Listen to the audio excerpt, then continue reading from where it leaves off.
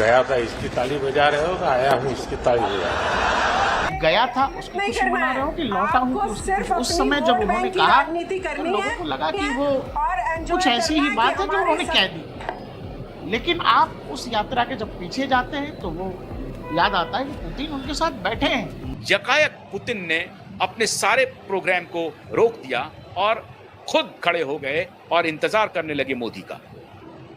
और आप हैरान हो जाएंगे, 15 मिनट तक पुतिन ने इंतजार किया।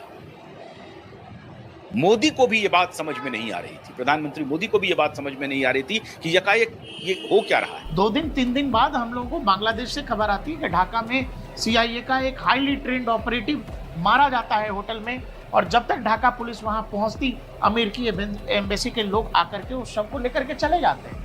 कर्नल जैक्सन कोई नेचुरल मौत तो नहीं मरे थे। उस समय जो इंटेलिजेंस एजेंसीज ढाका में थी उन सबको पता है कि ढाका में आफ्टर ऑल हुआ क्या था। और भारत को ये बात पता थी कि अमेरिका का लॉन्च पैड बांग्लादेश किसी न किसी तरीके से भारत के खिलाफ प्रयोग किया जाएगा। कार्विल जैक्सन और इसको CIA ने डिप्यूट किया था बड़े महत्वपूर्ण कार्य के लिए।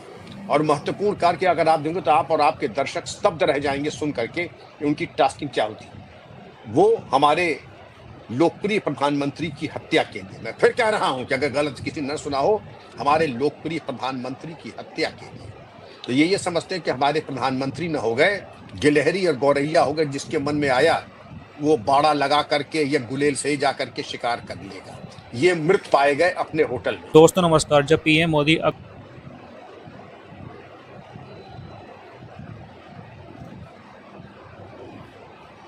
मोदी साहब को निशाना बनाने आए थे, वहीं पे चलो होटल में ही ढेर कर दिया।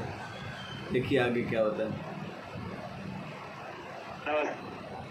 तो उस टाइम पुतिन ने मोदी जी के साथ अपनी कार में 50 मिनट तक मीटिंग की थी और उस समय वो फोटोज भी काफी वायरल हुई थी जब वो दोनों अपनी कार में बैठे थे। लेकिन उसके पीछे की कहानी क्या थी वो पता चली है। पुतिन ने उस दिन 15 मिनट तक वेट किया था मोदी से मिलने का, क्योंकि अगर पुतिन भारत की एजेंसी को वो इन्फॉर्मेशन ना देते तो शायद कुछ भी हो सकता था। पूरी प्लानिंग कर ली गई थी चीन की धरती पर मोदी के साथ कुछ गलत करने की, लेकिन भगवान की ऐसी कृपा है उनके ऊपर कि उनका कोई कुछ बिगाड़ नहीं पाया। और जिन लोगों ने प्लानिंग की थी वो लोग ढाका के होटल्स में मृत पाए गए, क्योंकि हमारी खुफिया एजेंसी वर्ल्ड की टॉप एजेंसी में आती है। और जब से हमने ट्रम्प की बातों को मानने से मना किया है कि हम रूस से ऑयल लेना बंद नहीं करेंगे और इंडिया पाकिस्तान सीज फायर के लिए ट्रम्प का नाम लेने से ही मना कर दिया है, तो ट्रम्प एकदम पागल हो चुका है कि मुझे कैसे मना कर दिया मोदी ने। तो इसलिए वो चाहता है कि भारत में किसी भी तरह रिजीम चेंज कर दी जाए, क्योंकि मोदी उनकी आंखों में चुभ रहा है। इसलिए वो हर प्रयास कर रहे हैं कि मोदी को हटा दे रास्ते से। लेकिन वो लोग ये भूल गए कि ये कोई पाकिस्तान, श्रीलंका, नेपाल या बांग्लादेश नहीं है जहाँ थोड़े हजार लोग सड़कों पर आएंगे और रिजीम चेंज हो जाएगी। भारत के प्रधानमंत्री की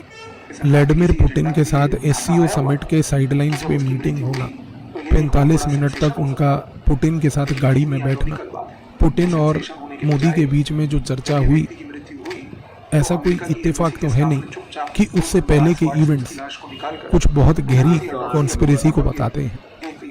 उसका सबसे बड़ा कारण है बांग्लादेश की सिटी ढाका। सितंबर 2025 इस महीने भी ढाका में एक बहुत बड़ा कोवर्ट वॉर और एक बहुत बड़ा शैडो वॉर चल रहा था। जब ह्यूमिडिटी से लोग परेशान थे, उस रात ढाका की एक पॉश स्ट्रीट, जहां पर ढाका का एक बड़ा मशहूर वेस्टिन होटल है, उसके बाहर एक चौकीदार खड़ा था। उस चौकीदार ने ढाका के उस होटल में आई हुई उस गाड़ी के अंदर का एक दरवाजा खोला, जिसमें से 2 व्यक्ति उतरे और वो होटल के अंदर चले गए। और वो होटल में जाने के बाद जब वो कार बाहर निकली, उस कार के बाहर निकलने के बाद शुरू हुआ ढाका के अंदर एक ऐसा शैडो वॉर जिसने कई लोगों की जान ली, लेकिन जिसकी जान लेना चाहते थे वो इवेंचुअली ना हो पाया। ऐसा क्या था, चीज को समझने की कोशिश कीजिए। ये कोई इत्तेफाक नहीं कि सितंबर 2025 में अपने रिटायरमेंट से चंद महीने पहले अमेरिका का 50 साल का कर्नल टेरेंस जैक्सन, अमेरिका का ऑफिसर, स्पेशल फोर्सेस का inspector general, first special forces command का, ढाका आया हुआ था। ये कोई इत्तेफाक नहीं कि वो रूम नंबर 808 में जहां वो ठहरा हुआ था, चंद दिनों के बाद उस रूम में वो मृतक पाया गया। ये कोई इत्तेफाक तो नहीं कि जब वो मृतक पाया गया, एक ऐसा व्यक्ति जो अमेरिका की सरकार से जुड़ा हुआ था, अमेरिका की सरकार के किसी एजेंडा के लिए ढाका आया हुआ था, कि जब उसकी मृत्यु हुई तो ये एक बहुत बड़ा सेंसेशन हो सकता था। लेकिन कितनी आयरॉनिकल बात है कि सेंसेशन होने के बजाय जब ये व्यक्ति की मृत्यु हुई तो अमेरिका की एम्बेसी के स्टाफ ने चुपचाप रूम नंबर 808 से उसकी लाश को निकालकर बिना किसी ऑटोप्सी या पोस्टमार्टम के एक लाइन का क्लैरिफिकेशन देते हुए कि कर्नल जैक्सन नेचुरल कारणों से मर गए, इसलिए उनको अमेरिका उनका शव को वापस ले जाया जा रहा है, कहकर रफा दफा कर दिया। कर्नल जैक्सन कोई नेचुरल मौत तो नहीं मरे थे। उस समय जो इंटेलिजेंस एजेंसीज ढाका में थी उन सबको पता है कि ढाका में आफ्टर ऑल हुआ क्या था, और भारत को ये बात पता थी कि अमेरिका का लॉन्च पैड बांग्लादेश किसी न किसी तरीके से भारत के खिलाफ प्रयोग किया जाएगा। इसी रीज़न से बांग्लादेश के अंदर जितने भी ये अमेरिकन थे, जितने भी अमेरिकन पिछले 6-8 महीने में बार बार बांग्लादेश आ रहे थे, भारत की इंटेलिजेंस एजेंसीज भी इनको ऑब्जर्व कर रही थी। कर्नल जैक्सन जब बांग्लादेश गया तो ऐसा नहीं है कि भारत को पता नहीं है। बांग्लादेश में जब से रेजिम चेंज हुआ है, CIA की गतिविधियां, ISI की गतिविधियां जब से वहां पर बढ़ी हैं, तब से हमारी भी नज़र उतनी ही उन इलाकों में बढ़ी है। इसी रीज़न से चाहे वो कर्नल जैक्सन हो, चाहे वो एम्बेसडर पीटर हास हो, जब से ये लोग वहां पर चक्कर लगा रहे थे, हमारी इंटेलिजेंस एजेंसीज हो, बाकी इंटेलिजेंस एजेंसीज हो, रशिया की इंटेलिजेंस एजेंसी हो, चाइना हो, सबको पता था कि अमेरिका का दबदबा और गतिविधियां आज बढ़ रही हैं एक ही जगह पर, वो है बांग्लादेश। इसी रीज़न से अमेरिका के ये जितने भी सो कॉल्ड CIA के अंडर कवर एजेंट्स अलग अलग कवर बेसिस पे आए थे, रिन्यूएबल एनर्जी कंसल्टेंसी एटसेट्रा, इन सबको टेल किया जा रहा था।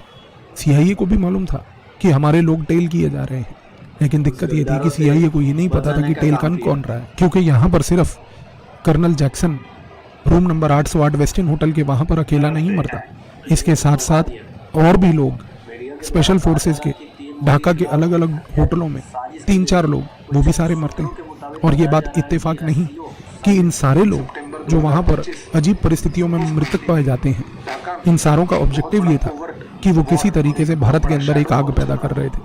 उनका सबका ऑब्जेक्टिव ये था कि वो भारत को किसी तरीके से डिस्टेबलाइज करने की कोशिश कर रहे थे। अलग अलग पॉइंट्स, अलग अलग नोड्स उन्होंने आइडेंटिफाई कर रखे थे। क्या इनका उद्देश्य केवल ये था कि भारत में अराजकता इस लेवल की फैलाई जाए कि उस अराजकता का एडवांटेज उठाते हुए भारत के टॉप लीडर्स का भी टारगेट करके उनको भी एलिमिनेट किया जाए? क्योंकि ये बात कोई इत्तेफाक नहीं कि जब 45 मिनट तक 2 लीडर्स पुतिन और मोदी एक ही कार में बैठे हुए थे और उस कार में जो प्राइवेट लेवल पर डिस्कशन हो रही थी, इत्तेफाक नहीं कि उस दौरान किसी प्रकार की इंटेलिजेंस शेयरिंग भी की गई हो। ऐसी बात तो बिल्कुल डिस्काउंट नहीं की जा सकती कि रशिया ने कुछ बहुत वाइटल सेंसिटिव इनपुट्स उस समय शेयर किए हों, क्योंकि जिस तरीके से रशिया ने बार बार भारत को बताया, जिस तरीके से पिछले 3 सालों में रशिया ने इंटेलिजेंस शेयर करके भारत को ये चीज़ समझाई, जो भारत के अपने इंटेलिजेंस सोर्सेज ने भी कंफर्म करी कि बांग्लादेश हो, म्यांमार हो, मणिपुर हो, भारत के अंदर अलग अलग स्थानों पर अलग अलग प्रकार के प्रोटेस्ट हो, ये सारों के पीछे एक ही उद्देश्य था, भारत में अराजकता के बाद टॉप लीडर्स को टारगेट करना। तो आज सबसे बड़ा क्वेश्चन ये उठता है, ढाका में आफ्टर ऑल किस चीज़ की प्लानिंग चल रही थी? किस चीज़ की प्लानिंग के कारण कर्नल जैक्सन एकदम से मृतक हो गए? और जाहिर सी बात है, कोई ऐसी बात तो नहीं कि वो मृतक नेचुरल कारणों से मरा, क्योंकि एक व्यक्ति जो एक रिन्यूएबल एनर्जी के प्रोजेक्ट को चलाने के वीज़ा पे आया था, वो नेचुरल कारणों से कैसे मर सकता है, जब अमेरिका के कुछ और स्पेशल फोर्सेस के लोग जो कंसल्टेंसी और बिजनेस विजिट्स के लिए आए थे, वो भी अलग अलग होटलों में उसी अजीब सी कंडीशन में मरे। इन सारों का उद्देश्य क्या था? मैंने आपको बताया, अराजकता के बाद टॉप लीडर्स, क्योंकि इनका फोकस ये है कि यदि अगर व्यक्ति हमारे तरीके से बेंड नहीं कर रहा तो क्यों ना श्री नरेंद्र मोदी जी को चाइना में समिट में जब गए थे, तो जब होटल में जो उनको रुकने का था, वही होटल में कमरा नंबर 808 में इस ट्रंप ने, इस गद्दे ने ऐसी गंदी हरकतें की कि उसको घात करने का सोच रहे थे। जिसका भगवान साथ में है ना, उसका बाल बाका नहीं कर सकता। तू तो क्या, तेरा पूरा अमेरिका भी कुछ नहीं कर सकता। मोदी जी के लिए हम सब हिंदुस्तानी उनके पीछे हैं, उनके साथ में है। अगर उनका बाल भी बाका हो जाए ना, तो तेरी खटिया खड़ी कर देंगे।